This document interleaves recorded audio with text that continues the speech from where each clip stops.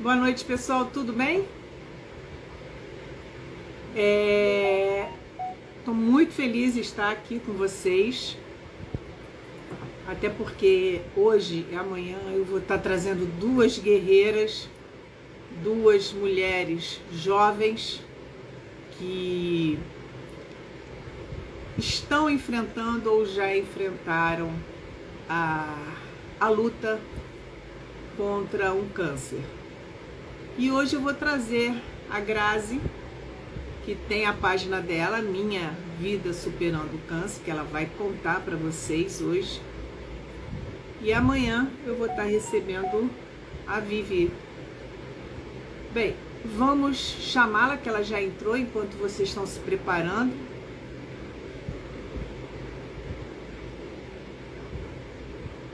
Acho que ela já me mandou o convite.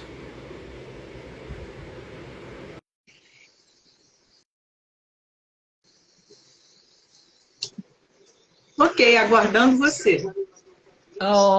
Oi, Oi, minha querida, como é que boa você vai? noite, vou bem, muito obrigada. Boa noite, né? Tá ótimo, tudo bem. O que eu queria, né? O que eu queria é que o pessoal começasse a entrar. Já estou cumprimentando aqui, eles estão chegando, estão sendo informados que nós estamos em live. Sim. Eu estou no canal Cuidar de Quem Cuida. Minha mãe tem Alzheimer, no caso, que estou trazendo alguns temas focados no tratamento do Eu câncer, acho né? super importante isso. E, pois é, porque a gente não tem que falar disso só no Outubro Exatamente. Rosa. A gente não tem que falar sobre Alzheimer só no Setembro Lilás. A gente não tem que falar sobre as coisas só naquela Exatamente. época. Quer dizer, eu acho que a gente tem que falar sempre que é possível, sempre. E tornar tudo isso visível, para que as pessoas percam um pouco esse receio de falar de uma doença, que se você souber lidar com ela, você tem sua vida ali útil, sim. Em muitos casos até a cura. Exatamente. Então, no caso do câncer, né? No caso do Alzheimer, eu estou falando de saber lidar com aquela situação, saber lidar com o dia a dia, com o aprendizado. E para quem ainda não me conhece, que está entrando aqui, está vendo a Grazi pela primeira vez, está seguindo ela, eu sou Ruana Labre, sou psicóloga, gerontóloga, cuidei 9 anos com a minha mãe com Alzheimer, e ano passado eu passei por um processo de tratamento, de cirurgia, de químio, de rádio, pacote completo, um câncer de mama. E hoje eu estou na remissão.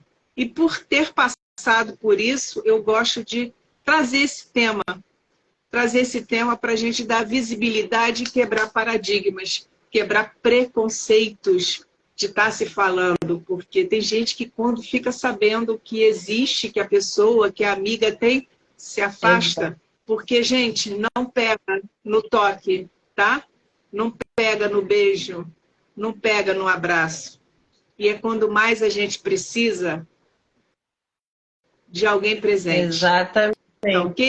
E assim, Bem, eu vou deixar... curiosamente, eu não sei, eu até comentei contigo e não sei de onde que a gente se conectou, se foi pelo diagnóstico ou pelo quadro de demência que eu estou vivendo hoje com a minha mãe, né? Correto, correto. A gente se conectou e essa live ela está aberta. A gente vai estar falando do momento que você está vivendo, sim, e também essa cruzada que você está tendo com relação ao cuidado da sua mãe, porque você é uma pessoa só. Você não tem como separar a Grazi do tratamento, a Grazi do Alzheimer de sua mãe. Não tem, não tem. E é bom até reforçar, porque, gente, o estresse de cuidar de alguém faz com que a gente esqueça de nos cuidar. E muitas vezes a gente tem um diagnóstico de alguma doença de emocional ou física, porque a gente esquece de se cuidar para cuidar de alguém. E eu não sei se foi o seu caso, foi o meu Não, o caso. meu foi ao Então, contrário, né? A ordem foi ao contrário. E eu tive o diagnóstico já há quase 12 anos. Então, e a mãe, ela já vinha apresentando os sintomas há 5 anos, mas no ano passado que deu o boom. Então, foi ao contrário da ordem. Ao contrário. Ao contrário da ordem. Mas, Grazi, se apresenta aí pra gente, para o pessoal que ainda não te conhece. As pessoas estão entrando ainda na live, vai ficar gravada.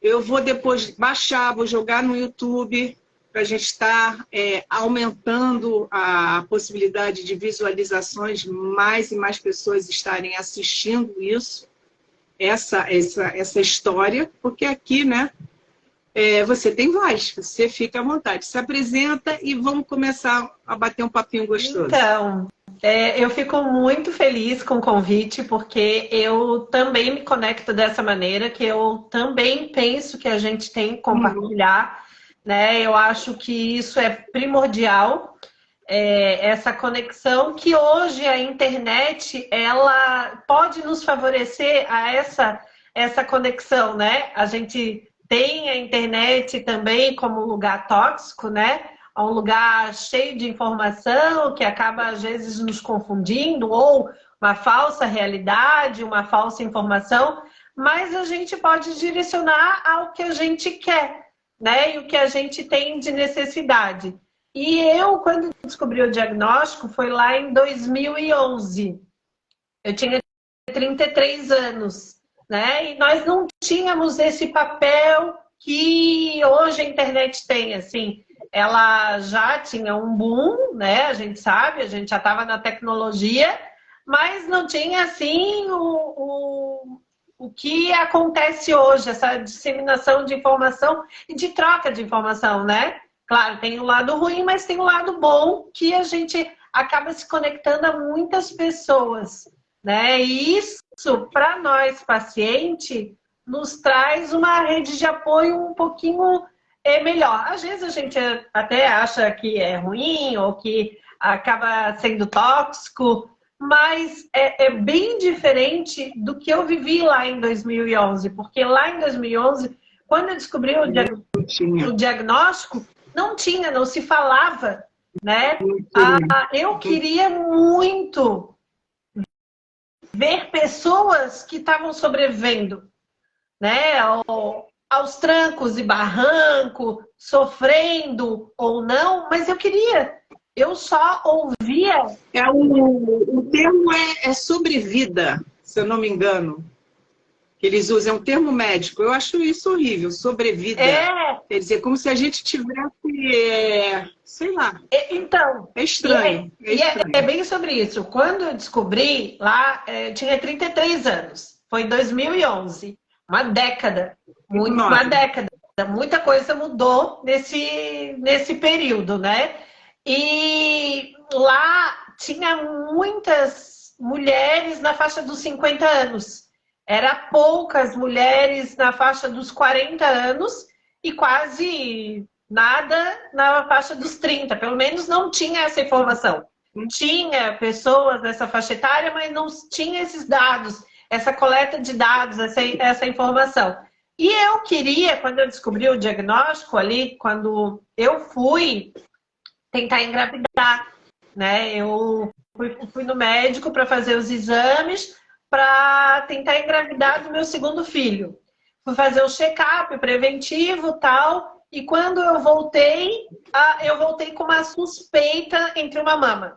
Pouco se falava sobre câncer de mama em jovem. Eu amamentava, eu não fazia uso de droga, nem fumava cigarro, nem bebia, não tinha ninguém na família, então não fazia parte do grupo de risco, né, da estatística. Eu fui fazer o preventivo para ver se eu podia engravidar. Saí do preventivo, em vez de sair com o bebê no colo, saí com uma bomba relógio na minha mão, né? Então, assim, como todos nós somos curiosos, eu também era curiosa de querer saber sobre o câncer de mama. Naquele momento a gente quer saber. Antes de ter contato, sim, não, né? A gente até desliga o nosso ouvido. Se a gente não tem o diagnóstico, quando tá no Stories, alguém fala sobre câncer de mama, a gente pula, né? Pula os Stories, porque eu não vou ter câncer de mama. Não, não imagina que vai bater na nossa porta. A AIDS naquela época, né? Todo mundo fazia tudo sem proteção, mas todo mundo tinha certeza que não ia ter AIDS, né? Mais ou menos assim. Então, a gente também tem essa ideia de que eu nunca vou ter câncer. Então, eu tampo os ouvidos, eu não quero saber sobre isso. E quando a gente descobre o diagnóstico, as coisas mudam. A gente vai atrás disso, né? De informação, de querer saber. E na época eu tinha só o Google como essa fonte, né? Não tinha, era muito Orkut, o Facebook estava entrando, mas não tinha comunidade, não tinha grupos, assim como se tem hoje. Hoje temos vários grupos de apoio, às vezes a gente entra, às vezes a gente sai, às vezes a gente está cansado de só ouvir sobre o câncer, mas tem. Lá não tinha, né? Então, assim, eu fui procurar no Google e só se falava em sobrevida. A minha sobrevida era 6 meses. E o que era sobrevida? Para mim, sobrevida era morte. Era prazo de vida de 6 meses. No meu entendimento, aquele sobrevida de 6 meses é que eu tinha um prazo de vida de 6 meses.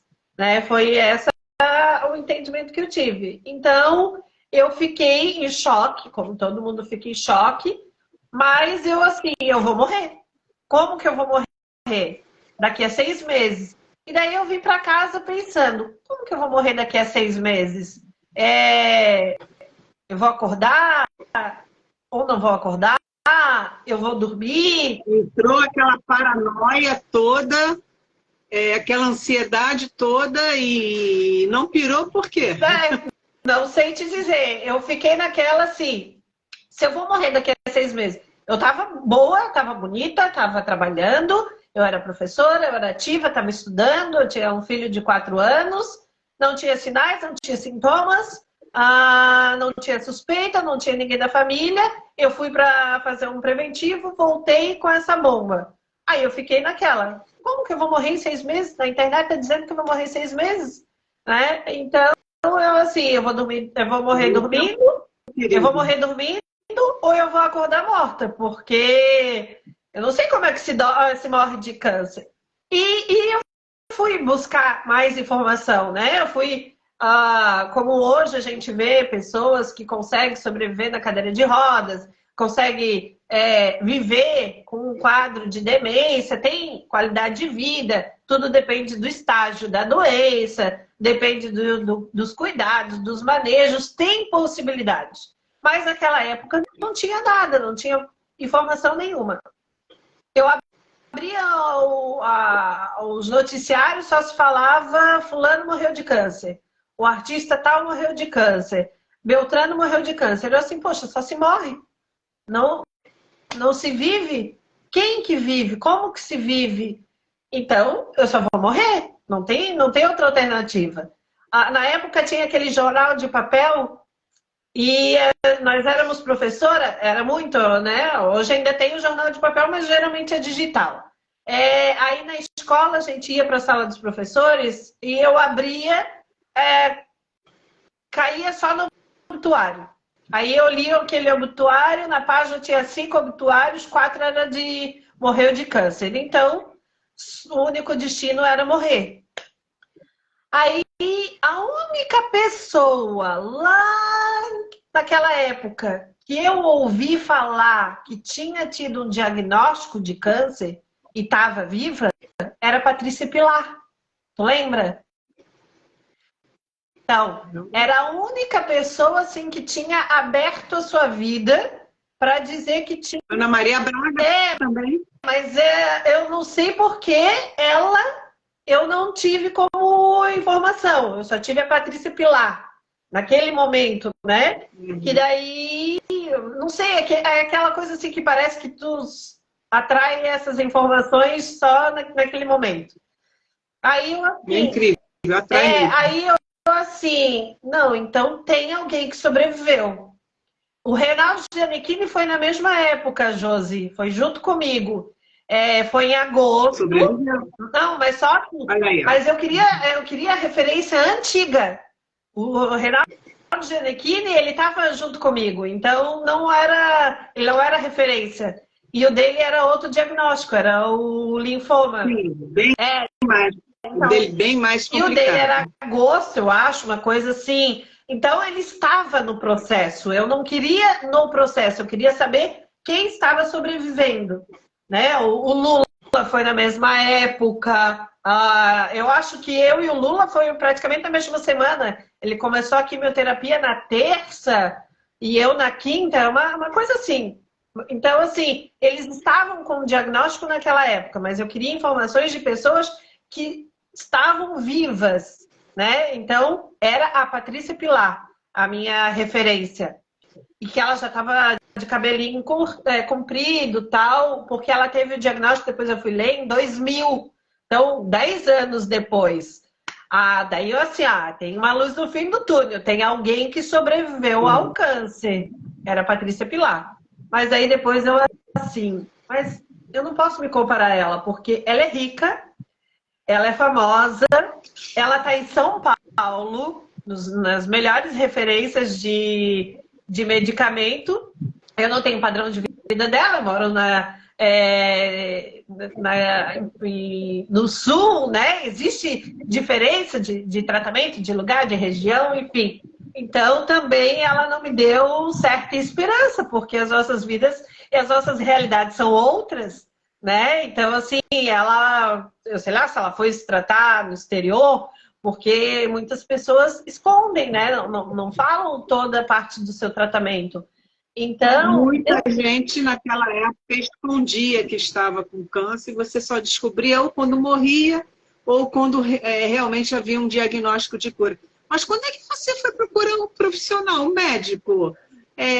Você saiu com um laudo, alguém te passou os exames, uma ginecologista. Quando é que você levou isso para ela e foi procurar um mastologista, um oncologista? Porque até aí... Ela que fez o encaminhamento. Pois é, porque até agora você estava em pleno sofrimento. Você compartilhava esses pensamentos com alguém na época? Com o meu esposo. Guardava praticamente tudo... com o meu esposo. Porque se eu contasse muito com meu pai e com a minha mãe, eles iam sofrer com ansiedade também, né? Então, assim, mas ao mesmo tempo eu também não podia compartilhar muitas coisas com meu esposo, porque da mesma maneira que eu podia, eu também não queria causar tanto alvoroço. E ele também não queria me trazer... E ele também não queria me falar muitas coisas, porque ele também não sabia qual seria a minha reação, né? Porque quando a gente descobre um diagnóstico desse, a gente muda os nossos sentimentos, né? Porque a gente acha que é tranquila e vira destranquila, ou acha que é agitada e acaba centralizando. Então, assim, como eu fui fazer o preventivo para tentar engravidar, eu estava em acompanhamento com a ginecologista. E sim, eu busquei, dei a suspeita, ela me encaminhou para ultrassom. Então, assim, nunca é na hora, né? Vai para ultrassom daqui a 3 dias. Em 3 dias, que são 72 horas, tu morre dos teus pensamentos, né? Em 72 horas, tu planeja a tua vida, a tua morte. Eu, pelo menos, sou assim. Em 72 horas, eu penso em muita coisa. Então, eu não lembro assim, mas acho que foi uns 3 dias para fazer a ultrassom. Daí ela, na ultrassom, que não era mamografia, né? Porque eu não tinha idade de mamografia. E não era suspeita, podia ser, como eu ainda estava amamentando, não é que eu estava amamentando, eu tinha amamentado recentemente, eu produzi bastante leite, podia ser alguma coisa referente à amamentação, né? Então, assim... uma mastite, por exemplo. Não porque estava inflamado, aquela região estava inflamada, então não foi assim logo de cara uma suspeita de câncer, né? Então quando ela começou a dizer, tem que fazer o exame, eu que já fiquei assim, opa, tem alguma coisa, eu fui ligando os sinais de alerta, porque eu olho pela tua fisionomia, tu já me deixa essa dúvida, eu já entro eu ligo meu sinal de alerta. Aí ela me chamou, vamos fazer um exame. Eu disse, coisa boa não é, porque eu atraio coisa ruim, eu não atraio coisa boa. Aí tá. Aí até veio a suspeita, daí a suspeita ficou assim, vamos fazer uma biópsia para ter certeza. Daí da biópsia, agulha fina, agulha grossa, não tinha nessa clínica, tinha que ser na outra clínica, não tinha para hoje, era só para 5 dias. Então, imagina, mais 5 dias a tua cabeça fervilha de novo, né? E eu sempre estava na expectativa que era algo ruim. Eu não tinha a falsa esperança de que não era nada. Eu sempre fui assim, é bomba, é bomba, é bomba, até que veio a bomba. E daí até sair o resultado, que a biópsia demora 15 dias, aquela coisa toda.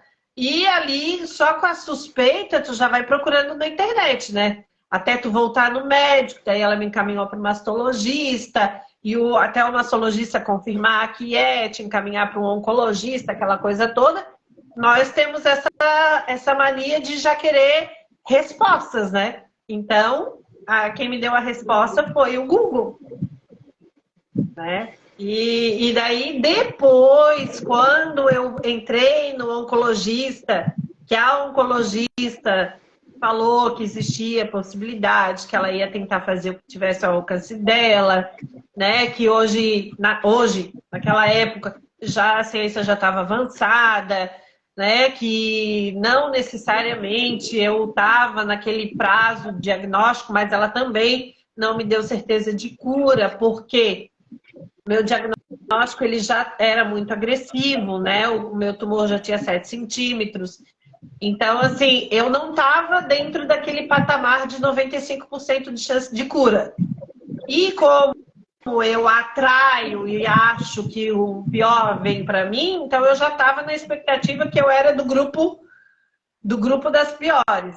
Eu não imaginava que eu tinha chance. Por isso que eu sempre pensava na morte, né? E fui buscar essas informações, esses acessos, e não tinha.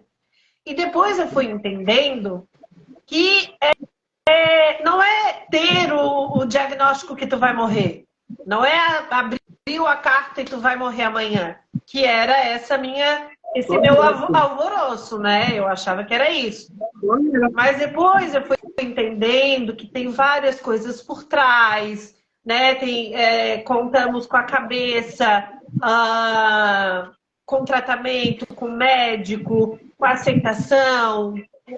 Tem várias coisas envolvidas. O teu corpo, como que tu tá em relação ao tratamento. Aí eu fui vendo que não era só sobre morte, né? Então, aí quando eu comecei a ver que não era sobre morte, que as pessoas elas não morriam necessariamente pelo câncer, e sim em decorrências de outros fatores, de outras complicações, de outras situações, eu comecei a ver de uma maneira diferente. Aí, quando eu comecei a compartilhar, tinha uma prima que ela trabalhava na área da saúde, e ela começou a dizer, Grazi, tem pessoas que conseguem sobreviver, tem pessoas, né, que já passaram. Aí ela começou a me apontar as pessoas. Aí, pontuar as coisas. Aí ela começou a dizer que não era só sobre morte, e sim tinha sobre vida, né? Não é sobre vida, e sim sobre a vida, né? Tinha outras questões envolvidas. Perfeito. Aí, e claro, passaram aqueles 6 meses. Eu não morri, porque daí eu fiquei naquela. Se eu vou morrer em 6 meses, é porque eu vou morrer por causa da quimioterapia, então eu vou morrer no centro cirúrgico. Eu quis tentar entender onde é que eu ia morrer.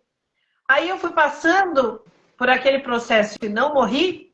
Não foi da quimioterapia, não foi da cirurgia, e não foi.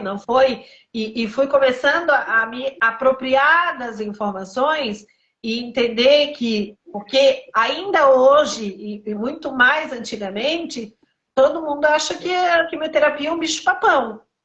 Então, Não é. então eu pensava assim, então já sei, é da quimioterapia que eu vou morrer. Entendeu? Ah, já sei, vou morrer no centro cirúrgico. Ah, já sei, vou morrer na anestesia. Eu tentava achar respostas. E depois eu fui vendo que não eram essas respostas e que não é assim que funciona, que a vida vai muito além disso, né? E o câncer vai muito além disso. E aprendi muita coisa. Eu assim, cara, eu acho que a gente precisa falar sobre isso, né? Então, eu era professora, eu era comunicadora, eu gostava de compartilhar, eu gostava de ligar a televisão e ter alguém que contava a história e me inspirava e me fazia repensar sobre a minha vida. Aí eu acho que é sobre isso. Eu acho que a gente precisa dar voz ao diagnóstico, sabe? Peraí.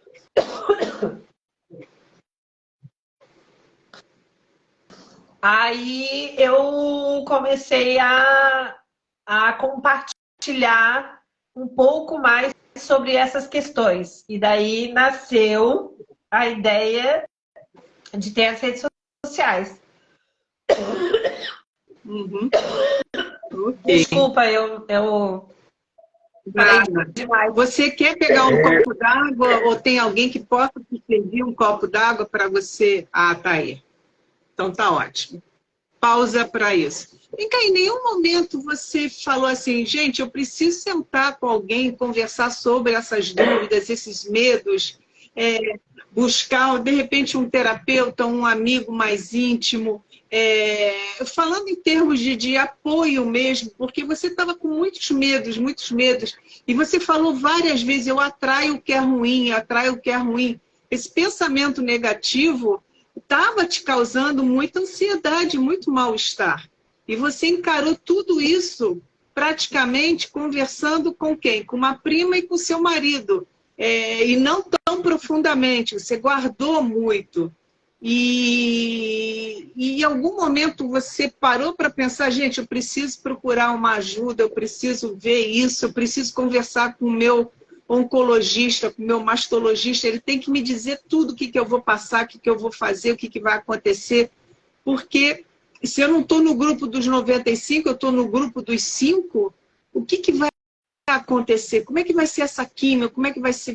Eu vou fazer primeiro, eu vou reduzir primeiro o tumor, porque 7 centímetros, raramente eles operam, eles reduzem primeiro com o tratamento. Eu aprendi isso na vida também, não foi o meu caso. E por último é que eles fazem a cirurgia e depois a radioterapia. E depois vem todos aqueles procedimentos de medicação, que é a remissão, que toma-se durante alguns anos. Mas, e aí, você nessa ansiedade toda, menina? Eu fiquei nervosa aqui, você tão ansiosa naquela época, por que a gente não se conheceu? Eu sou Graziele Ansiosa Pérez da Silva. Esse é o meu sobrenome, né? Ansiosa é o seu sobrenome. Eu sou Juana Paciente. Isso, eu ia dizer. Depois do diagnóstico, é Graziele Ansiedade Pérez, Ansiedade da Silva, Ansiedade Schmitz. Né? Nossa. Mas e é sobre isso. E assim, é engraçado que nós achamos que a gente dá conta de tudo, né? Nós temos dificuldade de aceitar ajuda e aceitar que estamos precisando de ajuda.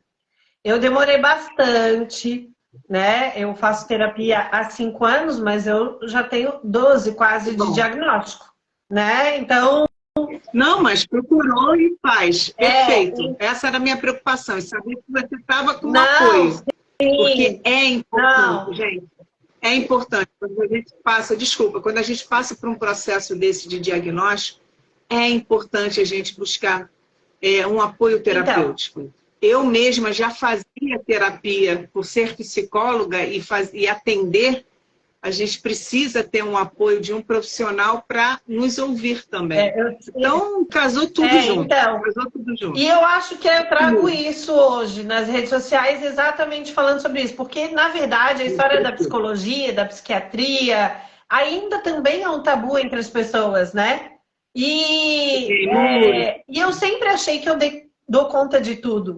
Eu sempre acho que eu dou conta da minha vida. E depois eu tive essa noção de que não, eu precisava de ajuda. Mas os meus braços, além da ansiedade, os meus braços, eles são elásticos, né? Então eu achava que eu dava conta de abraçar o mundo e na verdade não é só eu. Eu acho que muitas pessoas acham isso. E depois eu comecei a ver que as minhas ansiedades, as minhas questões, as minhas dúvidas, elas não eram só minhas. É uma coisa que acontece com muitas pessoas, né? Os nossos medos, eles são parecidos entre pacientes, né? E não falar sobre isso prejudica essa questão da ansiedade, porque a gente tem medo do desconhecido, né? Então, eu tinha um filho de 4 anos e eu queria dar conta de tudo sem transparecer para ele. Eu ainda queria poupá-lo.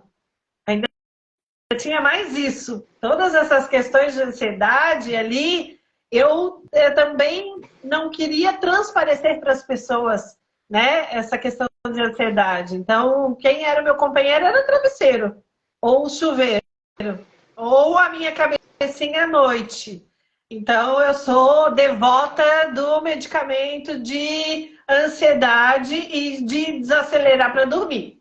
Enfim, mas isso a gente está trabalhando. Eu trabalho já há 5 anos assim, sobre isso. Mas eu também tinha essa questão do Vitor, né? Que eu queria mostrar para ele a imagem boa, né? Ele tinha 4 anos. Como eu tive essa sensação de que eu ia morrer, eu também tinha que passar para ele que tinha que ficar nesses 6 meses algo bom para ele, né? Um registro bom. Então eu tinha mais isso para dar conta. E claro, a minha equipe, ela ajudou muito, né? Porque assim, quando a gente chega no consultório, a gente não consegue descarregar toda a nossa ansiedade e a gente também não consegue receber todas as informações, porque naquele momento do diagnóstico, a gente tem tanta coisa que a gente não sabe por onde começar. É o medo do desconhecido, do que a gente não sabe, que a gente não viveu. Então, falar... Medo de perguntar. Também... E muita coisa, né? Porque de ouvir uma resposta. Tudo muda. Muda a nossa alimentação. Não porque tem que mudar a alimentação. Mas a gente muda a alimentação porque a gente nem sempre está bem, está disposta, né? Eu não sentia prazer por algumas comidas, eu não tinha vontade. Então, assim, tudo na nossa vida muda. Muda o corpo, muda o ritmo, muda a figura, a fisionomia, o pensamento, a mente. Então, assim, a questão do medo, e muitas vezes a gente senta lá, a gente não consegue nem ouvir, né? Porque o medo fala tão mais alto que ele tampa os nossos ouvidos. Então, assim, tanto que o ideal é que nas primeiras consultas a gente vá com alguém para que ele absorva mais as informações, porque eu não sei contigo, mas a maioria das pessoas nem lembra o que conversou na primeira consulta, né? Porque as expectativas são tantas, né, que a gente não consegue gravar. Eu acho que a minha profissão me ajudou muito nesse ponto, né? A BBB Maníaca, gente, olha o nome, BBB Maníaca 22 está perguntando, quando você fala trabalhando, você está fazendo uma terapia ou sozinha? Eu não sei para quem foi a pergunta. Então, eu vou pedir para você... Eu faço terapia, sozinha não funciona, né? Eu acho que a gente precisa de um apoio de uma outra pessoa que possa nos ouvir e nos desacelerar. Colocar o pé no chão, porque você estava voando. Você estava ali nos 6 meses, já se despedindo do seu filho, já não dividindo tudo com seu marido para não sobrecarregá-lo, poupando seus pais, criando essa ansiedade, esse mal-estar emocional que poderia ter descarregado e causado outros males na sua saúde. Mas e aí, você fez o tratamento de químio, reduziu esses 7 centímetros. Como é que foi isso? Então, depois que você foi direcionada. Então, aí eu fui para ginecologista, ela já passou para o mastologista. O mastologista, não, como tu falou, não dava para fazer cirurgia. Tinha que primeiro reduzir o tumor, então ele me encaminhou para a quimioterapia. Que foi o oncologista, então assim, essa parte foi tudo muito rápido, né? E eu tenho uma situação de que eu tento ser rápida nas questões, assim, eu já saía de um consultório já ligando para agendar tudo muito rápido, porque eu entendi. É isso mesmo. A única coisa que eu entendia era assim, eu acreditava que eu ia morrer, mas que eu ia fazer tudo que tivesse ao meu alcance.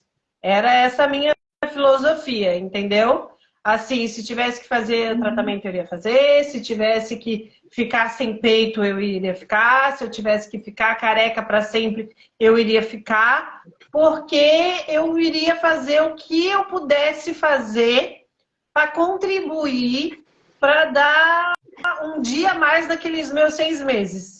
Era essa a minha ideia, né? Porque eu tinha um filho, então se eu ficasse 6 meses um dia, ia ser um lucro, né? Então, assim, eu queria estar bem, ficar bem.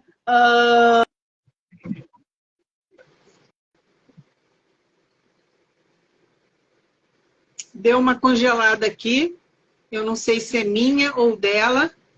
Vamos aguardar um pouquinho. Deu uma congelada, ela já vai estar voltando.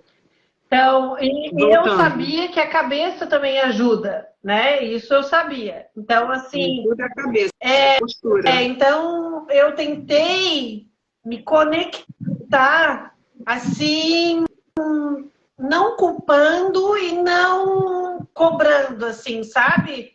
Não tendo raiva do diagnóstico.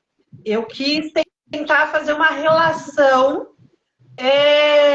de boa vizinhança. Consegue me entender? Uhum. Assim, tudo bem, descobri o diagnóstico, ok. O que eu preciso fazer? O que está ao meu alcance? Claro, eu fui observando, né? Eu fui tendo informações. A minha prima, ela era da área da saúde e ela trabalhava no hospital de oncologia, era com pacientes de leucemia, era diferente, mas ela convivia com pacientes e ela sempre dizia isso para mim: Grazi, quem encara o diagnóstico assim, com um pouco mais de leveza, sem cobrar, sem culpar, consegue enfrentar com mais leveza. Então eu levei isso para mim, assim, sabe? Quando eu ia fazer quimioterapia, eu não ia reclamando, eu não ia xingando, eu ia sempre agradecendo. Que bom que eu tô tendo essa oportunidade, que legal que eu tô com uma equipe médica que me ampara, sabe? Eu sempre fui dessa maneira. Você já começou a mudar, né? Não, a mudar. Eu só tinha certeza que eu ia morrer, só. Mas aí a minha situação era como que eu vou fazer com essa morte, entendeu? A minha preocupação não era culpar a morte. E sim, então, vou tentar fazer essa sobrevida, esses 6 meses. Para ganhar mais um dia, 2 dias, um mês, assim por diante. Esses 6 meses, assim, tipo, veio o diagnóstico, veio, não tem mais o que fazer, não tenho para onde correr. Então, vamos lá, o que eu posso fazer? né? Foi dessa maneira que eu tentei encarar, assim, porque eu vejo muitas pessoas que culpam, né? Ou se culpam, ou culpam alguma situação e tem uma relação de amor e ódio com câncer e com tratamento, e eu não quis agir dessa maneira.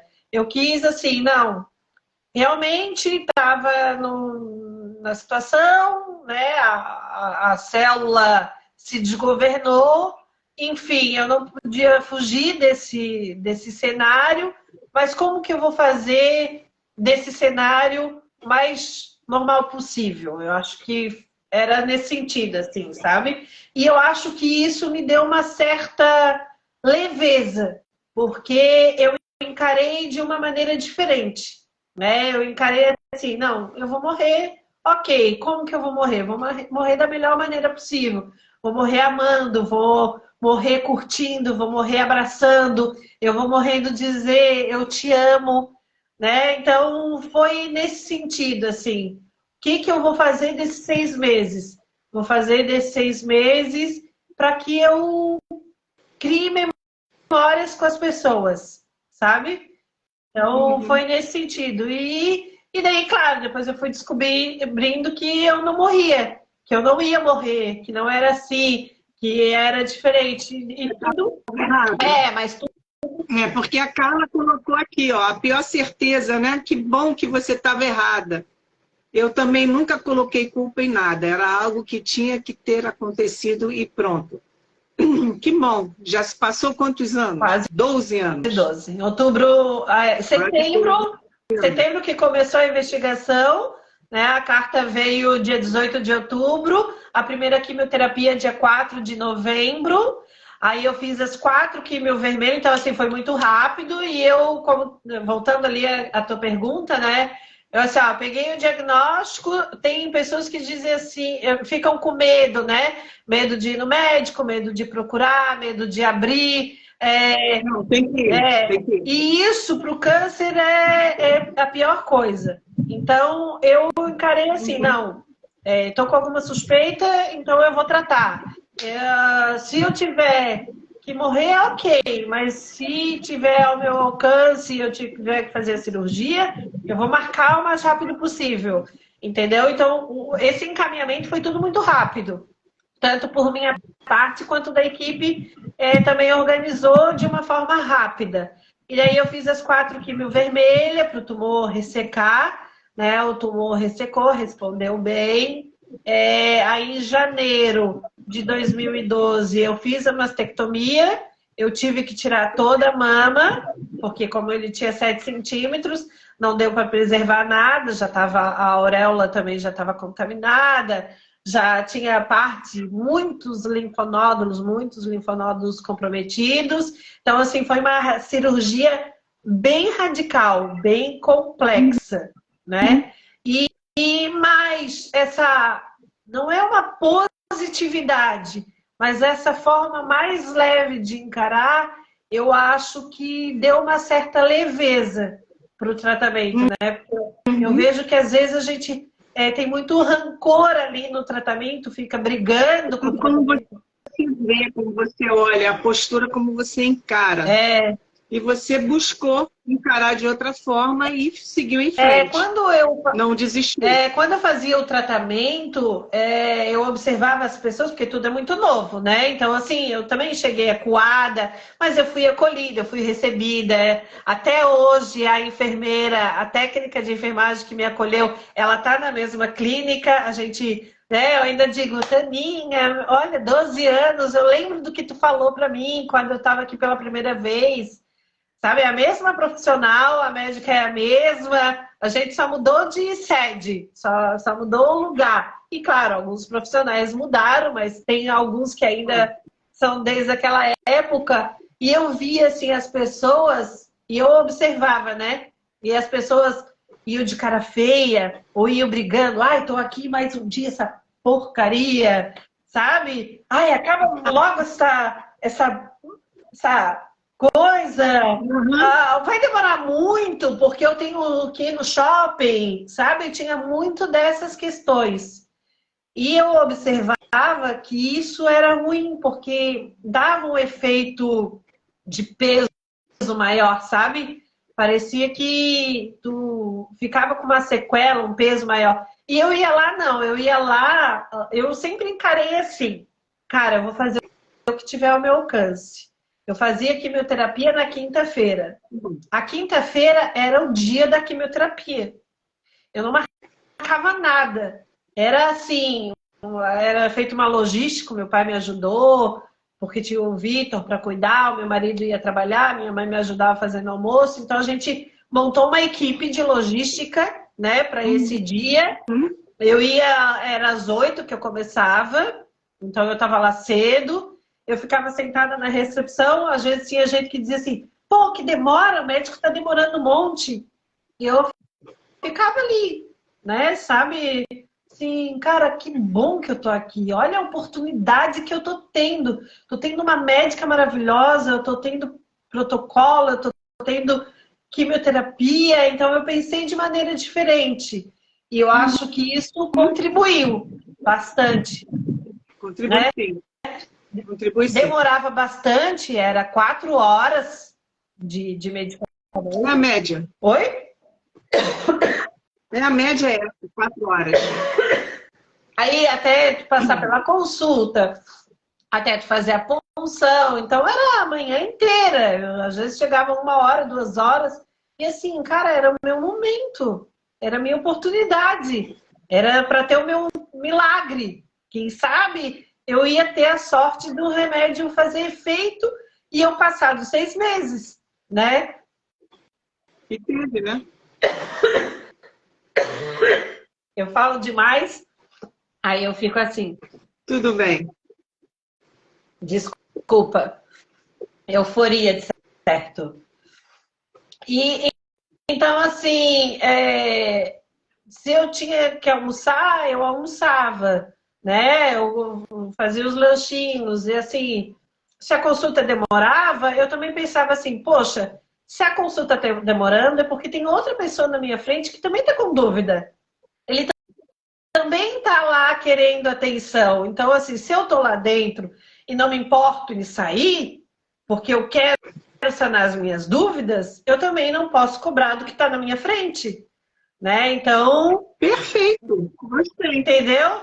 Então, Perfeito. assim, eu tô lá, eu quero ser ouvida. Então, por que eu vou reclamar que aquele que está lá na frente está demorando?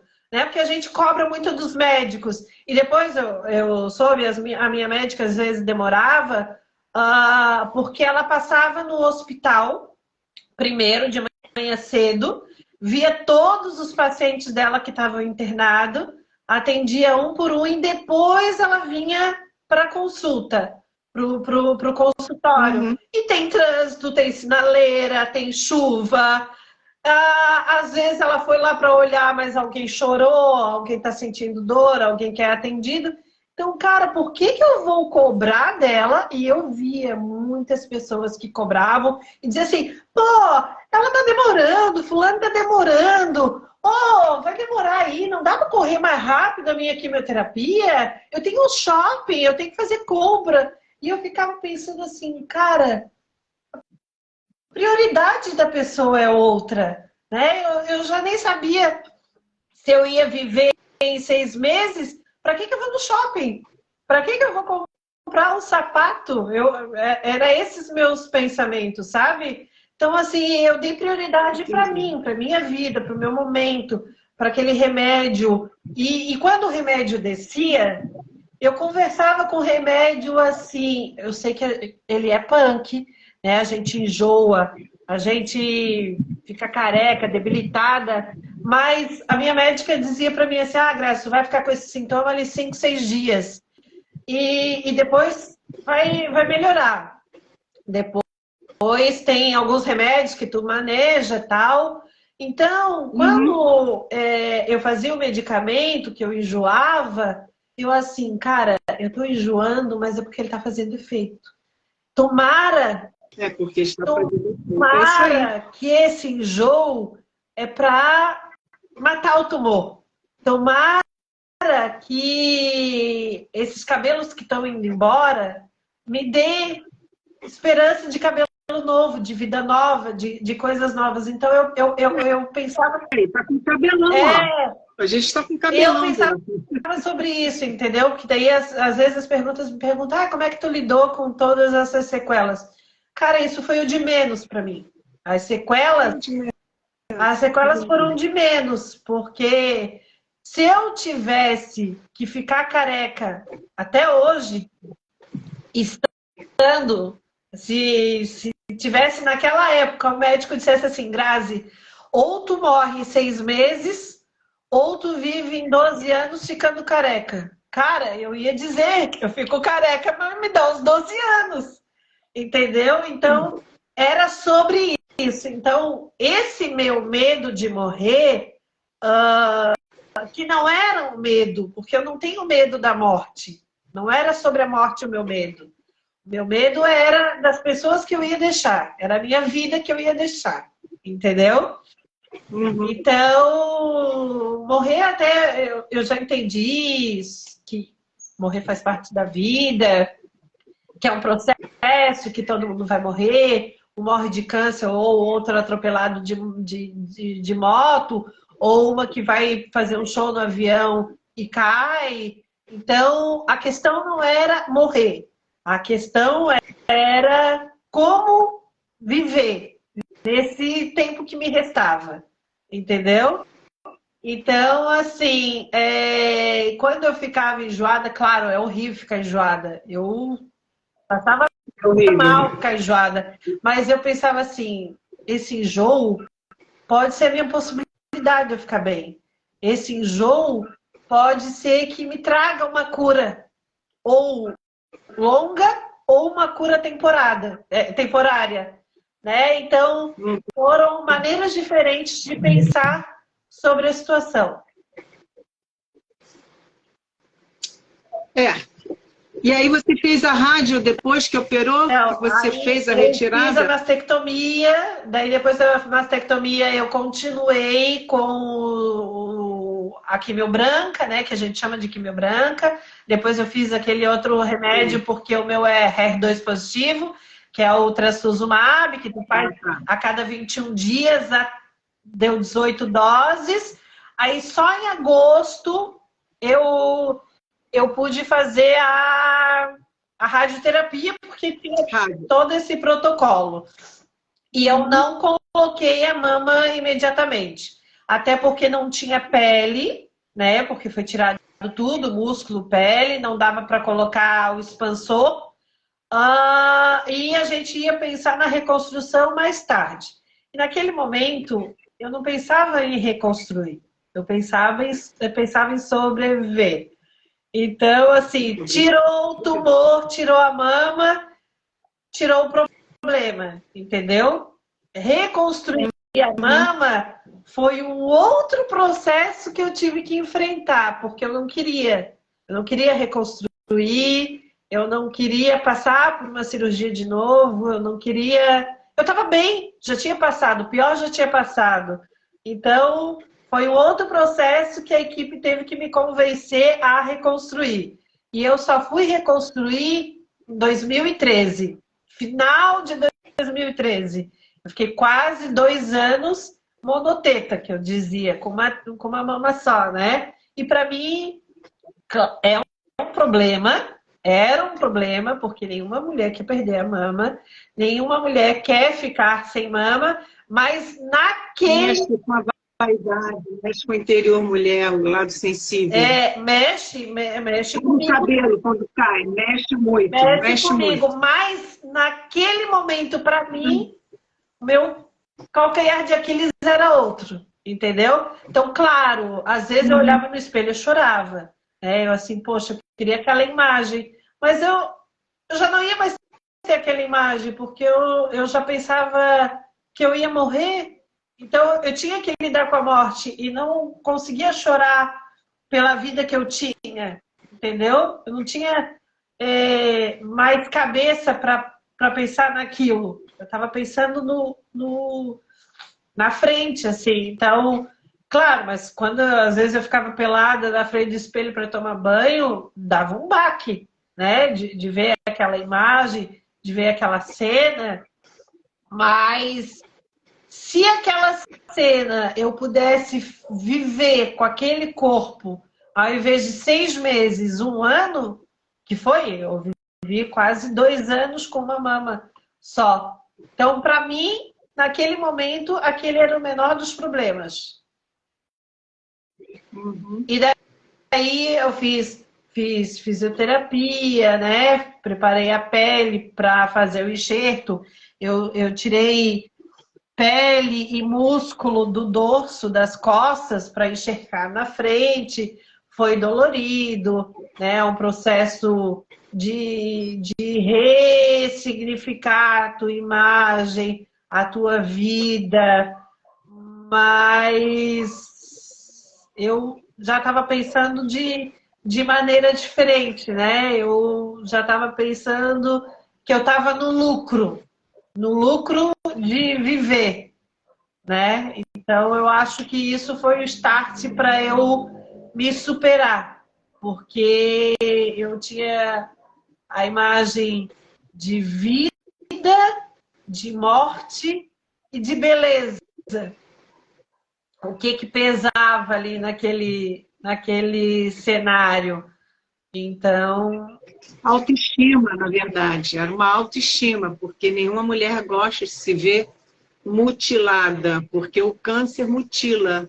Ele arranca um pedaço da gente, ele mexe com a nossa autoestima, mexe com o casamento, mexe com a relação com as pessoas.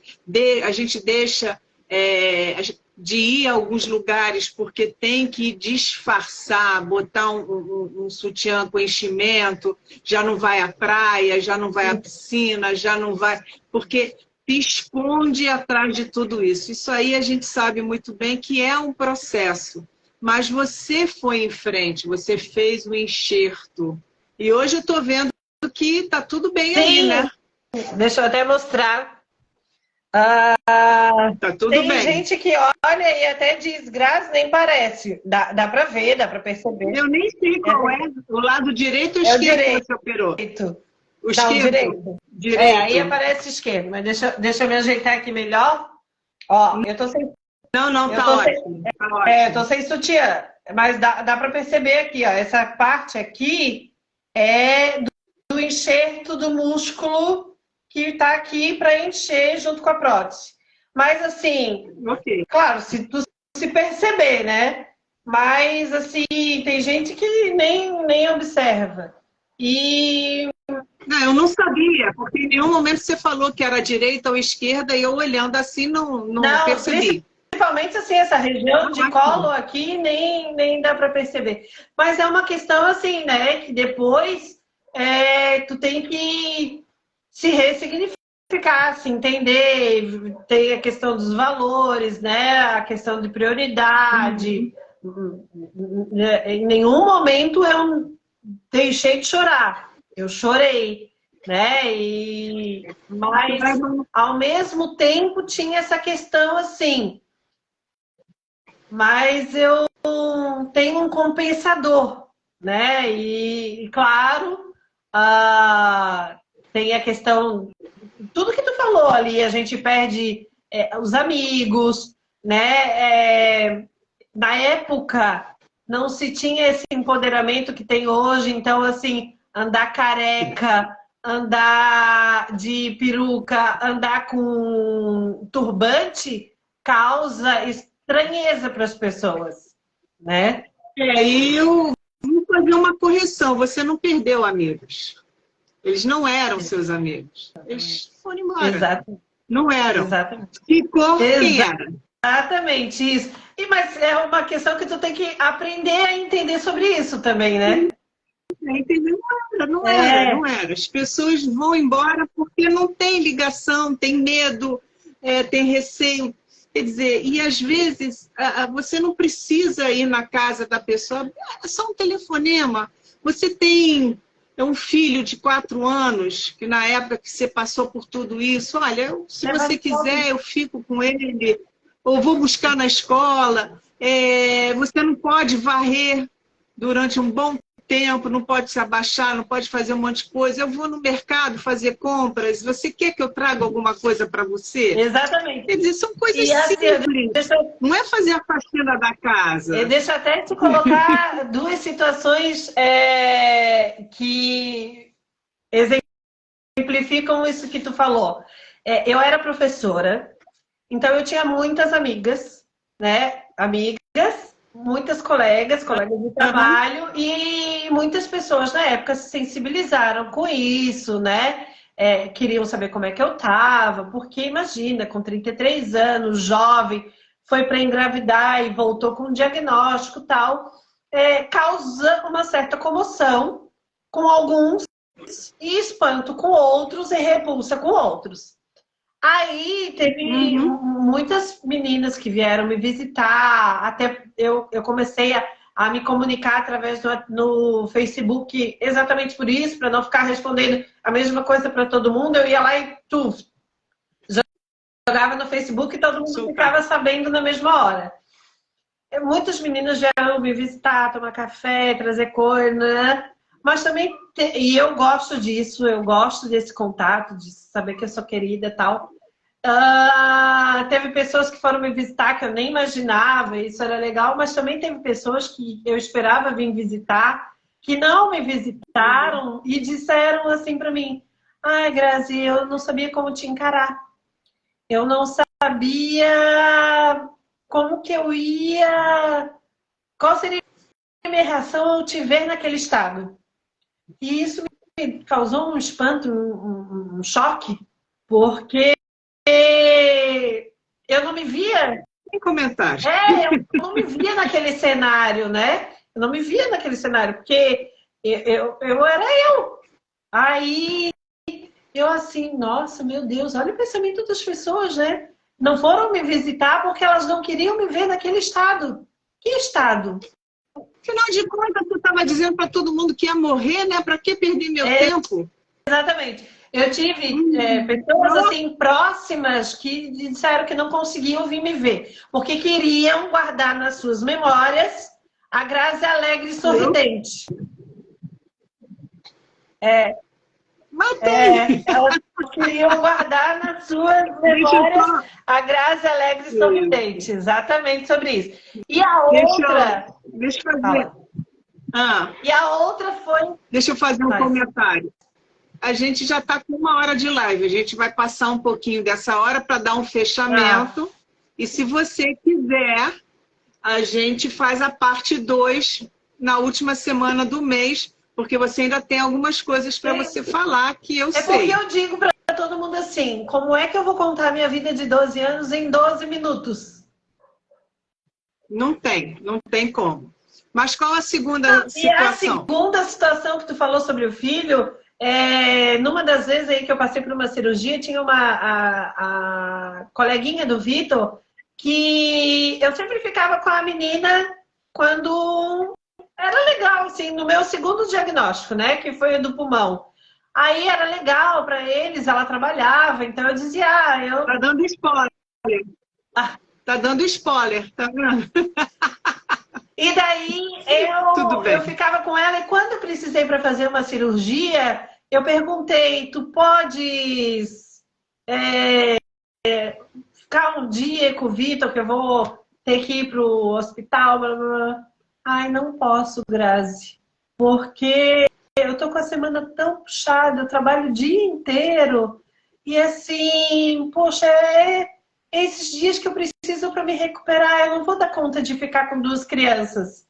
Cara, isso foi um outro baque, outro impacto, porque eu fazia isso, né? Porque eu não trabalhava, eu estava em tratamento e tal, mas eu não me importava da menina vir aqui. E eles estudavam na mesma escola, então às vezes no final do expediente, no final da escola, eu trazia os 2 juntos, né?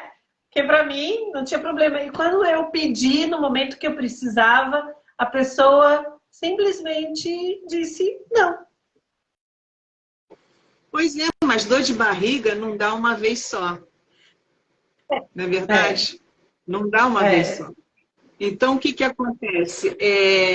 Eu sei que são situações que vão acontecendo que vai marcando a gente, mas às vezes é livramento Sim. também, tá? É livramento também. E depois aconteceram situações, eu me livrei. Exatamente. Mas assim, para te lidar, para te entender como é o ser humano, né? Quão difícil o ser humano é, principalmente em situações como essa. Né? Eu lembro que eu andava. Isso já aconteceu comigo. Só que eu não tinha uma criança. Eu tinha uma mãe com Alzheimer. E eu fiquei doente. E aí eu fiz esse mesmo pedido para uma grande amiga minha, que ela veio, ficou 2 horas, 3 horas com a minha mãe. E quando eu voltei da emergência, porque era suspeita de dengue naquela época, ela falou assim, você pode me pedir qualquer coisa, mas nunca mais peço para eu ficar com a tua mãe. Quer dizer, eu ouvi isso, eu nunca mais pedi mais nada. Então, no elevador, eu passava situações de elevador, que a minha mãe mora num prédio bem movimentado de elevador com muitas pessoas, de eu entrar no elevador, sabe a história do Covid? Isso em 2011 não tinha Covid. É eu entrar no elevador de turbante, as pessoas desapareceram. Ou se não, porque no elevador e na porta, todo mundo sai apertando, né? Tu já viu que tu quer apertar, sempre tem um que aperta na tua frente, tu quer abrir a porta, sempre tem outro que quer abrir e se enfiar, tu abre a porta e alguém quer se enfiar. Não sei se tu já vivenciou isso na tua região, mas aqui é assim. Tu abre a porta, é para ti passar, o outro passa na tua frente. E com o diagnóstico, ninguém tocava na mesma maçaneta que eu.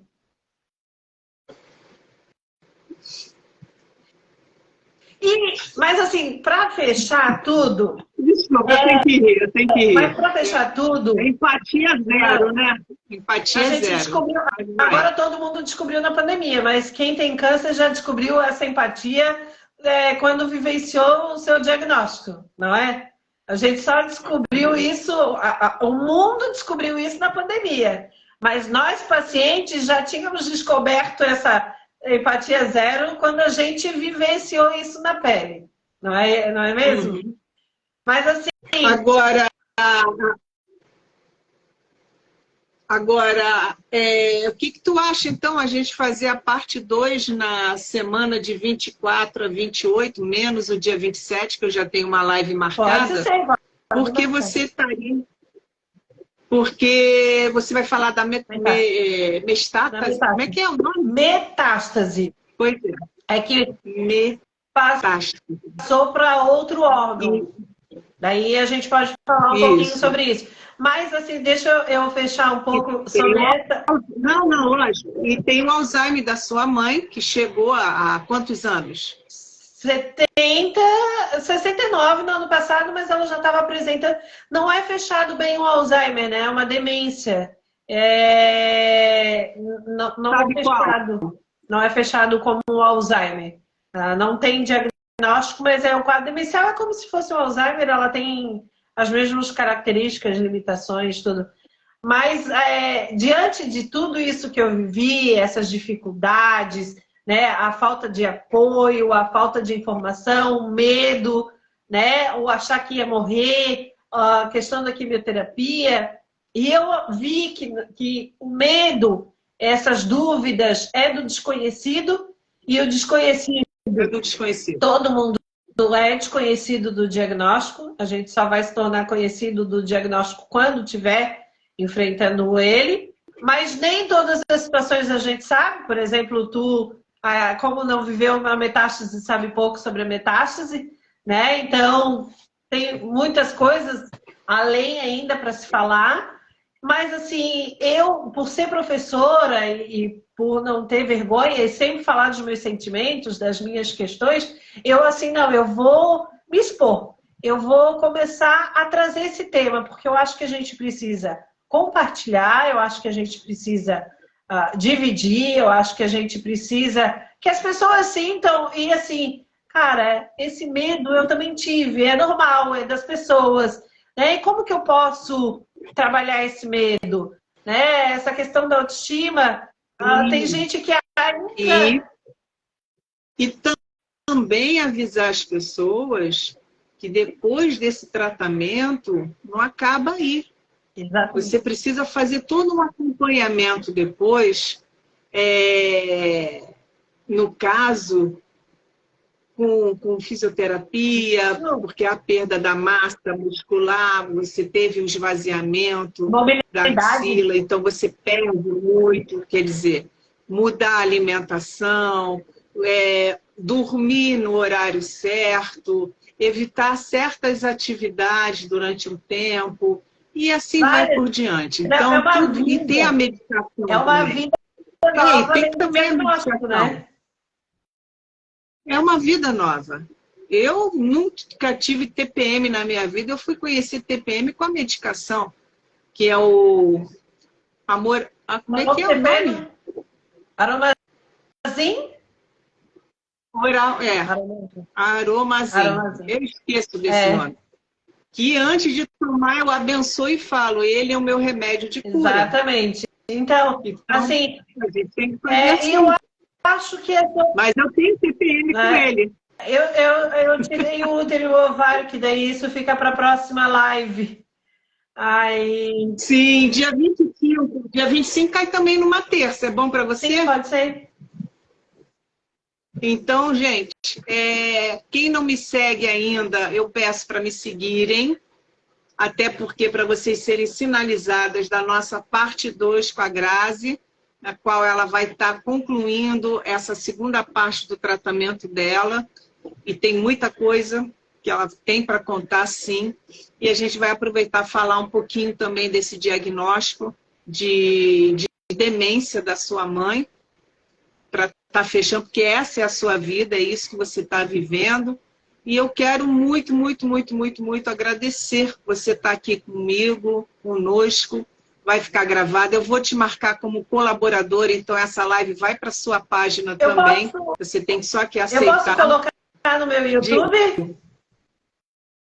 Sim, lógico que sim. Então, tá. Você é colaboradora, faz parte. Faz parte de eu sempre gosto de perguntar, porque para a pessoa saber. Eu tenho um canal no YouTube, que é a minha vida. Então, eu também tenho. Que é a minha vida superando câncer, que eu comecei no YouTube, depois eu vim para o Instagram, e lá eu trago, além das minhas experiências, da minha vivência, do meu diagnóstico, de como eu encarei essas situações, como eu lidei com algumas questões, eu também tenho conversas com profissionais, né, sobre, principalmente das experiências que eu tive, que eu passei para um fisioterapeuta, então eu tenho várias conversas com fisioterapeuta, para a gente entender por que é necessário procurar o fisioterapeuta, questões de restrição, mobilidade. O terapeuta, o psicólogo. Com a minha psicóloga, eu tenho vários vídeos com ela sobre luto, sobre autoestima. Agora, em março, a gente fez uma série muito bacana sobre a mulher, o empoderamento da mulher oncológica. São 4 vídeos, que ficaram muito legais.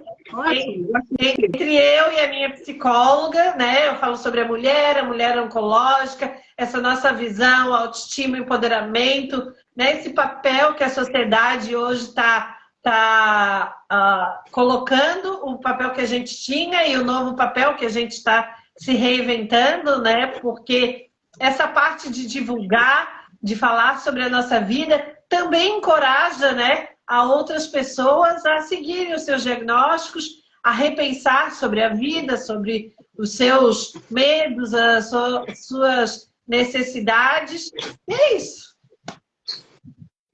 Isso, eu já marquei aqui, gente. Dia 25 às 19 horas eu vou botar o post na semana da nossa live. E eu convido vocês, amanhã eu vou estar com a Vivi Ates, que também passou por um momento desse, com um CA de mama, e ela vai estar compartilhando com a gente amanhã às 19 horas aqui, nesse canal. Então, por isso que eu peço, quem quiser, quem puder dar uma força, seguindo uma ou a outra para ser, como é que se diz? Levar essas informações, né? Eu acho que a gente precisa quebrar as barreiras, né? Porque quebrar essas barreiras, com certeza. Nos paralisa.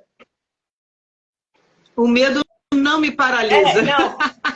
Nos paralisa. A gente tem que ir. Sentido, né? Eu também não me paralisei. Porque eu não estou te corrigindo. Eu estou te dizendo que a gente tem que mudar a nossa forma de pensar. a gente tem que ir em frente e enfrentar. Lógico, se o medo se chama um leão, um urso, uma cobra, pernas para que te quero. Já fui. Mas a gente precisa aprender a enfrentar os limites, encarar Sabe que às vezes tudo isso. tem pessoas que me perguntam como que a gente lida com isso, né? Como que eu faço para lidar com isso? Eu acho que se a gente falar, né, faz com que a gente repense o que a gente pode fazer sobre a nossa vida. Gostei muito da conversa de hoje, foi muito bacana, muito legal. Obrigado pelo convite. Como eu te falei, eu sou faladeira, já por natureza. E sou Graziélia Cedade Pérez, faladeira da Silva. E se a minha vida é quase 12 anos de diagnóstico, eu não posso falar em 12 segundos, quanto mais 12 minutos. Não pode. Gente, muito obrigada, tá? Conto com vocês amanhã às 19 horas aqui e eu volto com ela no dia 25 também, às 19 horas, com a parte 2. Aí vai ter mais 12 segundos para você explanar. Então tá, querida. Muito obrigada pela oportunidade e que conseguimos chegar mais longe para poder encorajar mais pessoas a viver além do diagnóstico. Boa noite. Tchau, tchau. Obrigada. Tchau, boa noite. Tchau.